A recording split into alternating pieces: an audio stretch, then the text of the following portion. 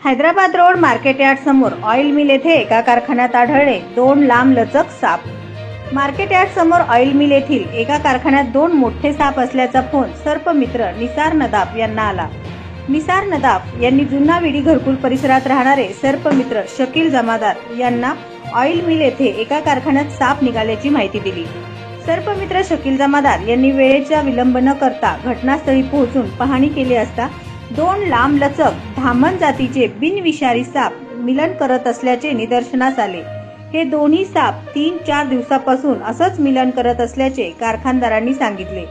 सापांना कुठल्याही प्रकारची इजा न करता सर्पमित्र शकील जमादार यांनी अतिशय शिताफीने सापांना पकडून निसर्गाच्या सानिध्यात सोडण्यात आले। सर्पमित्र शकील जमादार यांनी सोलापूरकरांना आवाहन केले की पावसाळ्याचे दिवस चालू आहेत, घराच्या आजूबाजूचा परिसर स्वच्छ ठेवा व साप दिसल्यास न मारता सर्पमित्रास संपर्क करा ही विनंती।